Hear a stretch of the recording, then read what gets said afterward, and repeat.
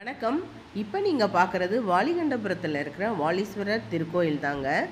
இது வாலி பேர்லேயே உங்களுக்கு தெரிஞ்சிருக்கும். ராமாயணத்தில் உள்ள வாலிக்கும் இந்த கோயிலுக்கும் தொடர்பு இருக்குது. வாலிக்கு அந்த பலத்தை கொடுத்தவர் ஈஸ்வரர் தான். அதாவது ராமனே நேருக்கு நேர் நின்று போரிட தயங்கிய அந்த அளவுக்கு பலம் வாய்ந்தவராக மாற்றிருக்கிறார் நம்முடைய ஈசன். சரி, இது என்ன அப்படின்னு சொல்லி பார்த்தோன்னா, வாலி தன்னை யார் எதிர்த்து நின்றாலும் அவங்களுடைய பலத்தில் பாதி தனக்கு கிடைக்கணும் அப்படின்னு சொல்லிட்டு சிவபெருமான்கிட்ட வரம் வாங்கிடுறாரு. இது தெரியாமல் சுக்ரீவன் என்ன செய்வார், அண்ணன்கிட்ட போய் இந்த மாதிரி போரிடுவார். அதிலெல்லாம் அவருடைய பலம்லாம் போயிடுது அப்படிங்கிறது ஒரு ஐதீகம், புராண கதை. சிவபெருமான் தந்த வரத்தால் தம்பியினுடைய பலத்தில் பாதியை வாலி எடுத்துக்கிறாரு. அதனால் சுக்ரீவனை அசுர பலத்தோட என்ன செய்கிறாருனாக்கா துரத்தி வீழ்த்துறாரு. அப்புறம்தான் ராமபிரான்ட்ட சுக்ரீவன் இந்த கதையெல்லாம் சொல்லிவிட்டு இது பண்ணும்பொழுது உடனே ராமர் மறைஞ்சிருந்து அம்பிட்டு இது பண்ணுவார், போரிடுவார்.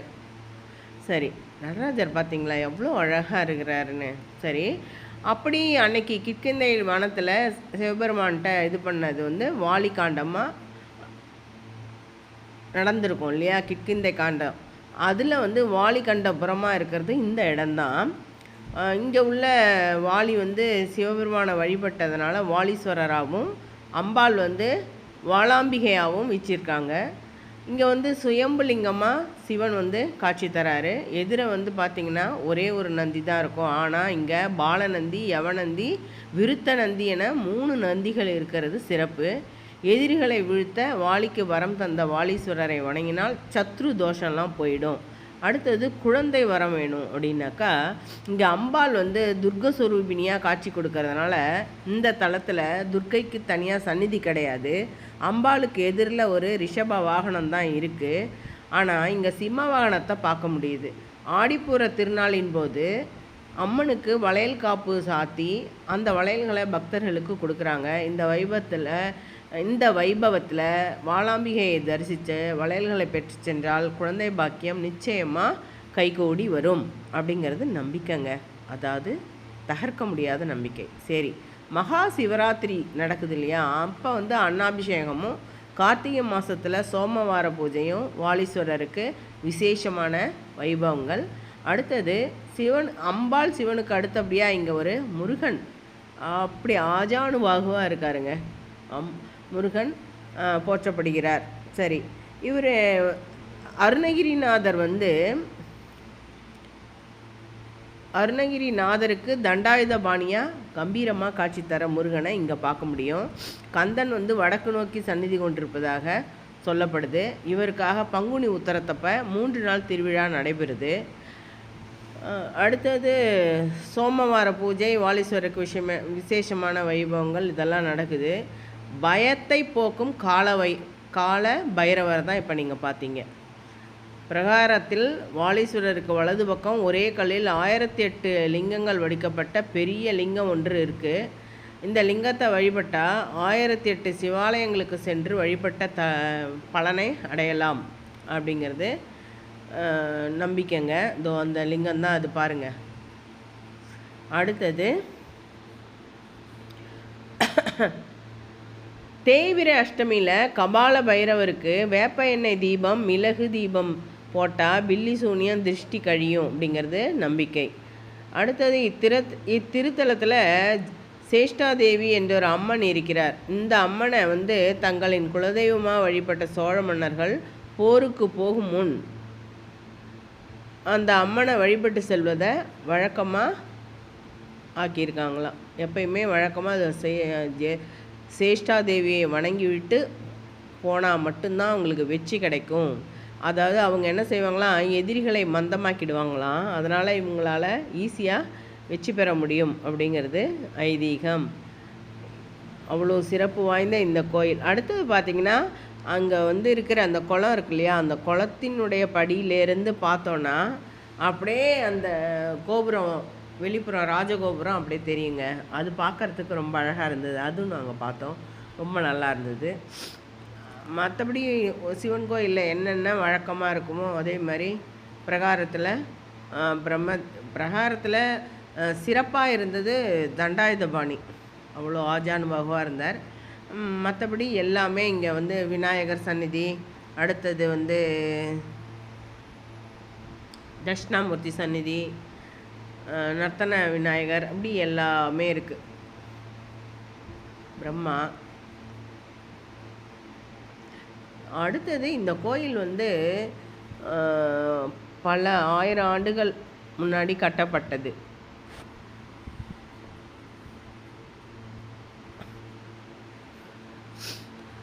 இந்த கோயில் எங்கே இருக்குது அப்படின்னா, வாலிகண்டபுரம் எங்கே இருக்குது அப்படின்னு பார்த்தீங்கன்னாக்கா, வாலீஸ்வரர் கோயில் என்பது பெரம்பலூர் மாவட்டம் வாலிகண்டபுரத்தில் கோனேரி ஆற்றின் கரையில் அமைஞ்சிருக்கு. ஒரு பழமையான ஒரு சிவன் கோயில்.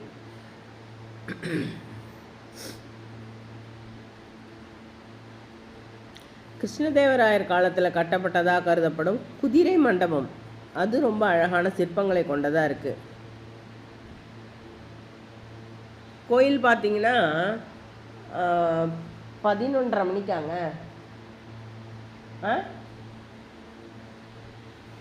நட சாத்திடுவாங்க. ஆனால் இன்றைக்கி வந்து நிறைய மக்கள் இருந்ததுனால மணி 12 ஆயிடுச்சு நட சாத்த. இருந்து நாங்கள் பார்த்துட்டு தான் கொஞ்சம் கோயிலில் வேலைகளும் நடக்குது. இவங்க தான் அந்த ஜேஷ்டா தேவி. பைரவர் நான் அங்கேயே பார்த்துட்டோம். அப்புறம் பிரகாரம்லாம் பாருங்களேன், ரொம்ப அழகாக தான் இருக்குது தூண்களோடு பார்க்குறதுக்கு. சுற்று மண்டபம், அதே போல் அம்மன் அப்பாப்பா அருமையாக இருந்தது. பார்க்கவே அவ்வளோ அழகாக திவ்யமான ஒரு சொரூபத்தோட அவ்வளோ அருமையான ஒரு காட்சி கொடுத்தாங்க அம்மா. பார்த்தோம், ரொம்ப நல்ல விதமாக பார்த்து. இவர் பார்த்தீங்களா எப்படி இருக்கிறாருன்னு? சண்டிகேஸ்வரர் தலை ஹேர் ஸ்டைல் வந்து சைடில் அப்படி இருக்கிற மாதிரி அழகாக பண்ணியிருந்தாங்க சண்டிகேஸ்வரர் சந்நிதியில். அது அதே போல் இது பார்த்தீங்களா, தூணில் இருந்தது.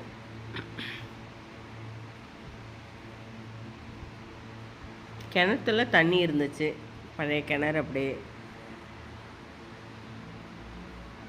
தூண்கள்லாம் சில தூண்கள்லாம் நிறைய சிற்பங்களும், சில தூண்களில் சும்மா பூ வேலைப்பாடுகளும் இருந்தது. கோயில் நல்லா. அதே போல் மேலேருந்து சூரிய வெளிச்சம் படுற மாதிரி அழகாக அங்கங்கே வலைப்பின்னலோடு இருந்தது. சூரியனுடைய ஒளி வந்து கோயிலுக்குள்ளே படுற மாதிரி நல்லா இருந்துச்சுங்க. அப்படியே பார்க்குறதுக்கு கோயில் ரொம்ப அமைதியாக பிரம்மாண்டமான ஒரு கோயில், கலையம்சம் நிறைந்த ஒரு கோயில், தெய்வாம்சம் அப்படி குடிகொண்டிருந்த ஒரு அருமையான கோயில் தான் இந்த வாலிகண்டபுரம். இது ஒன்றும் ரொம்ப தூரத்துலேயும் இல்லை. பெரம்பலூர்லேருந்து ஒரு 10 கிலோமீட்டர், அதேமாரி வேப்பந்தட்டையிலேருந்தும் 10 கிலோமீட்டர். அப்படி வந்தோன்னா அந்த கோயில் இருக்குது. இந்த கோயிலை பார்த்துட்டு அப்படியே நம்ம டுவர்ட்ஸு திட்டக்குடி அப்படி போகிறோன்னாக்கா, அங்கே ஆடுதுறை அப்படின்ற ஊர், அந்த ஊர்லேயும் சிவன் கோயில் பாடல் பெற்ற ஸ்தலம் இருக்குது. அதையும் பார்த்துட்டு இந்த கோயிலையும் பார்த்துட்டு ரொம்ப ரொம்ப ரொம்ப ரொம்ப திருப்தியோடு தான் நாங்கள் வெளில வந்தோம். ஆனால் அப்படி நாங்கள் வர்றதுக்கு முன்னாடி உங்களுக்கு இங்கே உள்ள கோயில்கள், அப்புறம் தீபாராதனை நடந்தது எல்லாமே அதில் எடுத்து நீங்கள் பார்க்கணுங்கிறதுக்காக தான் இவ்வளோ மெனக்கெட்டு பண்ணுறோம். பாருங்கள், வீடியோவை ஸ்கிப் பண்ணாமல் பாருங்கள். பார்த்தீங்கன்னா நீங்கள் வந்து கோயிலுக்கு கட்டாயம் வருவீங்க.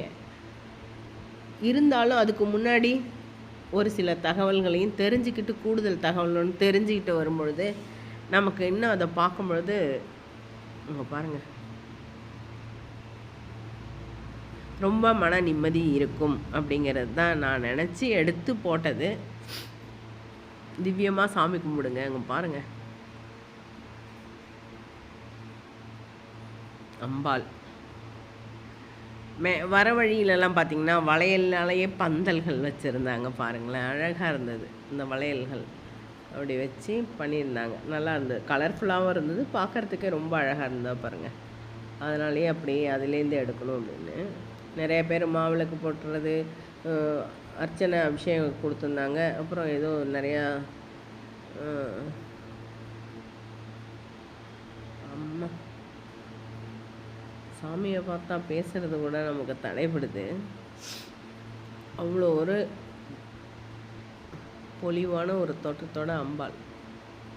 இப்போ பாருங்கள், இந்த அம்பாள் தான் வந்து குழந்தை இல்லாதவங்களுக்கு குழந்தை வரத்தை அருளும் திவ்ய ஸ்வரூபிணி வளாம்பிகை அம்பாள்.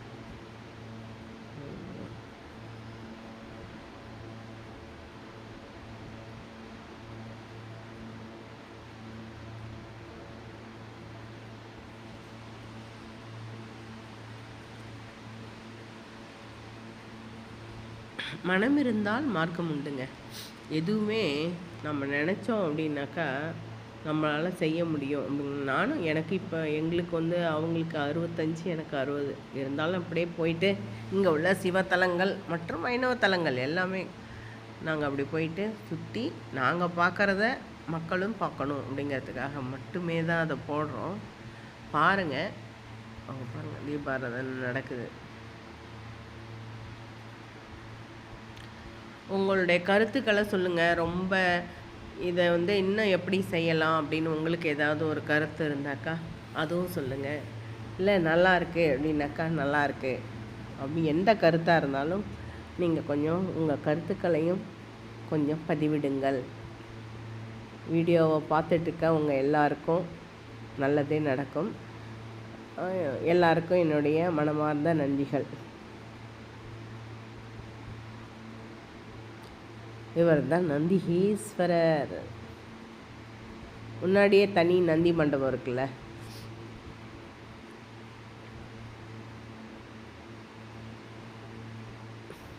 நல்ல வெயில்.